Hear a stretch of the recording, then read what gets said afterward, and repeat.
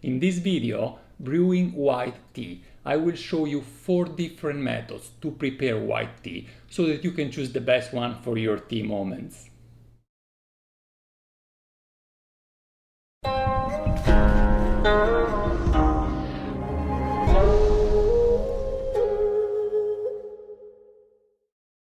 Hi guys, this is Gabriele from nannuoshan, where we share the pleasure of drinking and discovering genuine farm tea. If you are new in our channel and you are also looking to expand your tea knowledge or like today your brewing skills, then make sure to click on the subscribe button and don't forget to give us a thumbs up if you enjoy watching this video.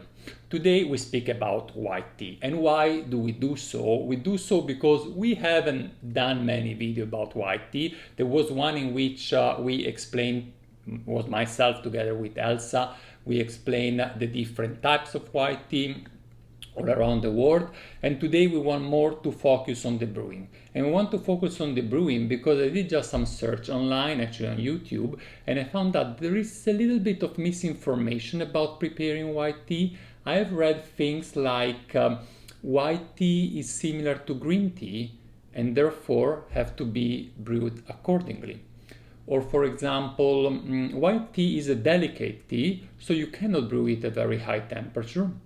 And on another site, on another channel, it was saying that white tea, what was saying? White tea was, yes, that white tea cannot be steeped for a very long time because it turns bitter. And actually, to my experience, is not really that way, and I suggest that you really try yourself to find it out. I'm not sure which type of white tea on those channels they have been drinking. They weren't channels specialized on Gongfucha, so they might have really just gone for some white tea that you find here in the Western world in the supermarket. And unfortunately, often green tea is sold in place of white tea here, especially in tea bags, so might be the reason for the misunderstanding. As a matter of fact, let's jump into it. Let's show you 4 different methods. I will start with methods that are more common and more let's say known also to you, and go on with methods that are less and less known so that you can really discover something new and find your way through it. Before we get started, one important aspect: water.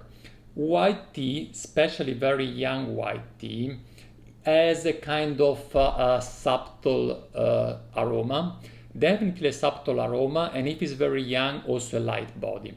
Now, to not ruin that, you need pure water. You need mineral water with low content of minerals, no chlorine in it, not a lot of calcium. Otherwise, that will ruin the taste. So don't blame the tea, blame the water, and get for white tea in particular water that's really suitable for it. As said, low mineral content, not out of the tub. If you really want to use tub water, at least filter it, and no calcium, no chlorine, or very little.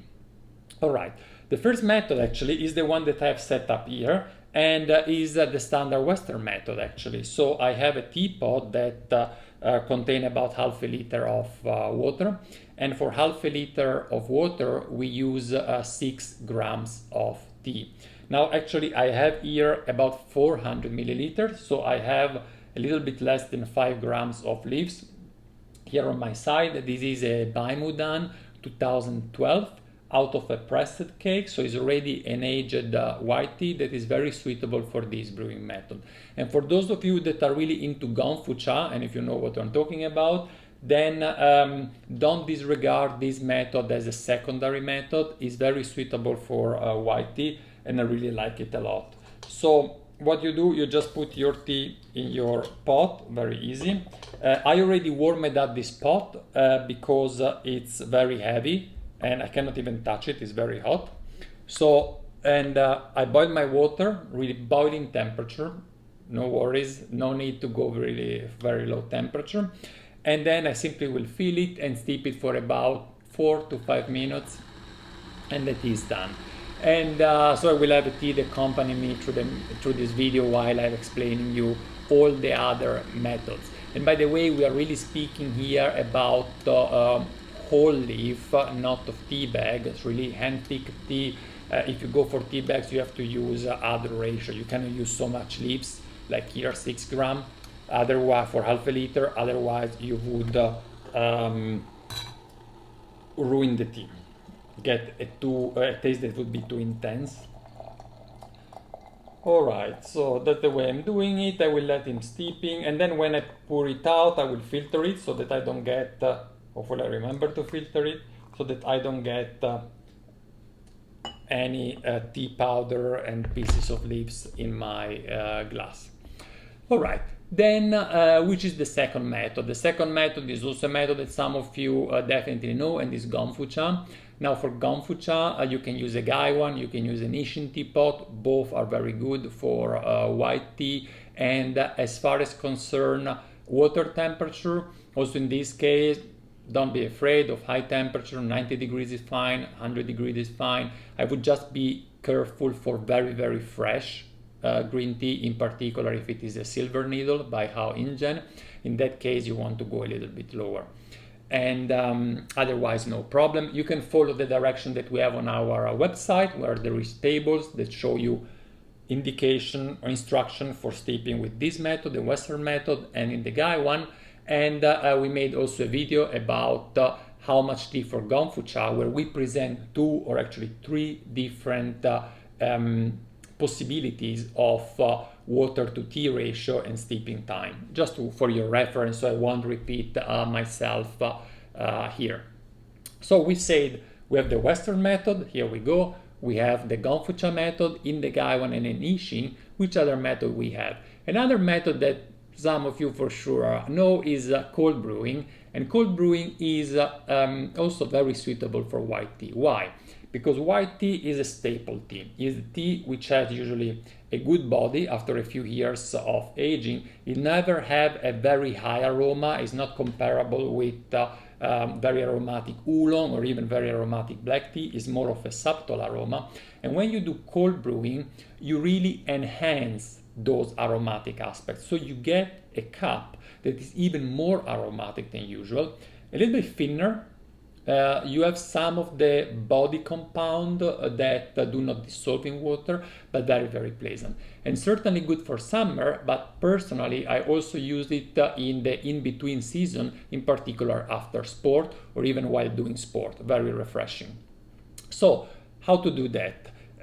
You use between 6 and 9 grams of leaves for 1 liter. How much depends to your taste. If you want it lighter, 6 grams. If you want it stronger, 9 grams. Then you put in a bottle, in a jar, you put your tea. Then you add water at room temperature. And then you put, you close the bottle and you put it in the fridge in the evening. The next day in the morning, first thing you do when you get up, you filter out the tea. So you don't want to continue steeping. For example, in another bottle, you seal it, and that's it. It's ready to be served. And so very simple, not a lot of effort. It's good value because with just 6 to 9 grams, you get 1 liter of tea. So more than what you get, for example, with this method, maybe even more than you get for Gongfucha. And maybe it's the time, it's really hot, this teapot, it's the time to pour this out.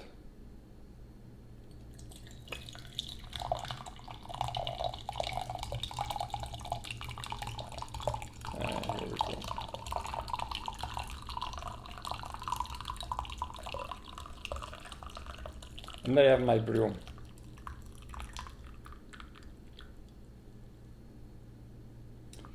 All right. So we say that we have the Western method, we have the Gongfucha, we have the cold brew. Anyone of you knows what is missing? There is one more method, and actually is the most ancient, the most, the one that really, oh, it's really hot. That one that really was done back in the days, centuries and centuries ago, already in the Tang Dynasty, and is boiling tea. And white tea, boiling white tea, have experienced a renaissance in China recently, in recent years. Not so much so in the Western world. Why? I think because it's harder here in the Western world, in the US, in Europe, to find nice electric tea stoves. I've been searching for quite a while. I found one on Amazon that I like, but it's fairly expensive, almost $100, and the case is made of plastic, it's not made of metal, so I was thinking, spending $100 for a plastic stove, I'm not so sure.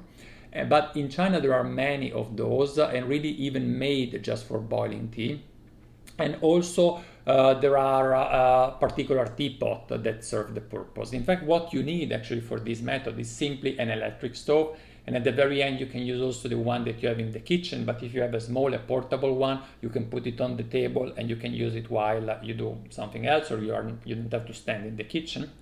And you need a teapot that can be with or without a central filter. As said, in China there are really a few teapots that are suitable for the purpose, and in particular one that I really like a lot that is really meant only for white tea. And I have seen, for example, years ago in Fujian, when I was drinking tea in a tea house together with my interpreter, and it was a large cauldron like that, also very heavy, metallic one like this one, and inside there was in the center a large filter, so just a large filter with holes. So they would put the leaves in the center and have all the water around and put it on electric stove, and whenever they want the tea they would open the cauldron and use a specific ladle to just take out the water from the side and pour it in the cup, so that it's never actually completely mixed, it's already filtered. And when they want more water, they just boil it again. In fact, how does this method work is different than what we've seen before. So what you do, the first thing that you do, you actually boil the water. You don't add the tea first, you first boil the water. So when the water is boiling, then at that point you add the leaves. How much? Very flexible, this method. You can start with 5 grams for 400 milliliters of water and scale accordingly.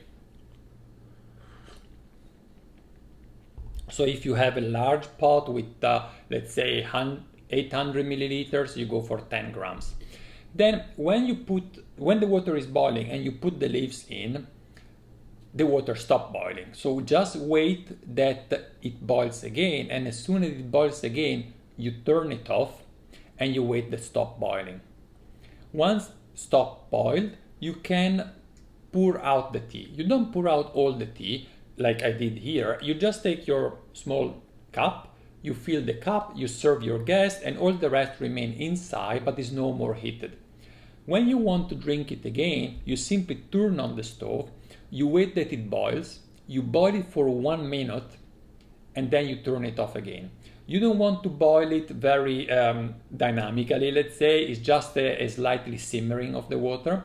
And you do this way over and over again. You just, every time you want the tea, you turn it on, bring to a boil for 1 minute, turn it off and serve.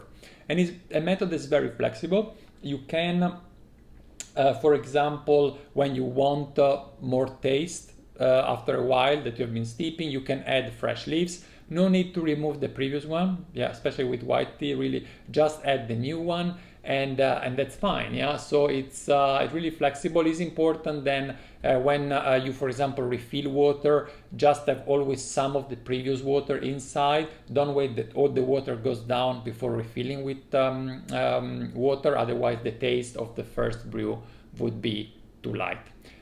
I hope you have enjoyed this sharing. If you tried those methods out, even with the same tea, let me know which method you like the most. As said, Gongfucha is valid for all and very good for all the type of white tea. About boiling and Western style, boiling tea and Western style, the best type are actually Shomei, Gongmei, and also in general aged tea. While for cold brewing, what I experienced is the opposite. I get a better taste if I use a relatively fresh Baimudan or actually Silver Needle, the most exclusive of the white tea. I hope you have enjoyed. I will see you in the next video, and until that time, enjoy brewing your tea. Bye bye, guys.